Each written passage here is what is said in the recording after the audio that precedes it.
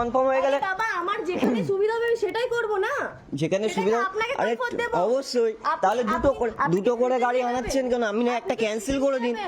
তোমার মতন মেয়েদেরকে আমার এই খালি গায়ে, হ্যাঁ, আর আমার এই থোবড়া কোনো সেট আপ লাগবে না, লাইট লাগবে না, এমনভাবে রোস্ট করবো নিতে পারবে না জাস্ট, ঠিক আছে? তো করলেন ক্যান্সেল, কানের গলায় এক থাপ্পড় মারবো। তারপরে ছোদা খান কি। সকাল সকাল র্যাপিডোওয়ালাকে ডেকে তার বুকিংটা ক্যান্সেল করানোর পরে তাকে বোকাচোদা খানকির ছেলে বলে গালাগাল করছো? তুমি কি সতীর মেয়ে, লোকে খানকির ছেলে বলছো? যা যা যা। তারপরে কি হয়েছে? তা তুমি একটা মেয়ে ছেলের সাথে তর্ক করে যাচ্ছ। আমি তর্ক না, বাহ বাহ বাহ, কাকিমা আপনার কি সুন্দর লজিক। একটা মেয়ে ছেলের সঙ্গে তর্ক করে যাচ্ছেন কেন? আরে আপনার মেয়ে খানকির ছেলে বলছে, সেটা একবার দেখুন। হ্যাঁ আমি খানকির ছেলে। আচ্ছা আপনার মেয়ে কি খুব সতীর মেয়ে নাকি, লোককে খানকির ছেলে বলছে? খানকির ছেলে, বেশ ঠিক আছে। হ্যাঁ আমি খানকির ছেলে। আচ্ছা, আচ্ছা। বোকাচোদা। আপনার মেয়ের নামে বললে এত সময় তো থানায় গিয়ে কেস করে আসতেন। আবার দেখতে পাচ্ছি ছেলেটাকে নাকি পুলিশ দ্বারা মার খাওয়িয়েছেন। পয়সা খাইয়ে মেরেছো।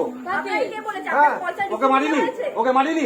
তুমি বাইরে অফিসারের সাথে কথা বলুনি, তুমি বাইরে অফিসারের সাথে কথা বলুনি। সবার শেষে ভাই একটাই কথা বলবো, এইসব মেয়েদের থেকে সবাই দূরত্ব বজায় রাখো। অ্যাটলিস্ট এইসব মেয়েরা কোনো ভদ্র ঘরের মেয়ে না। হ্যাঁ, মুখের ভাষাটা একবার দেখেছো? বাবা মা তুলে গালাগাল করছে, ভদ্রভাবে বোঝাতে পারতো।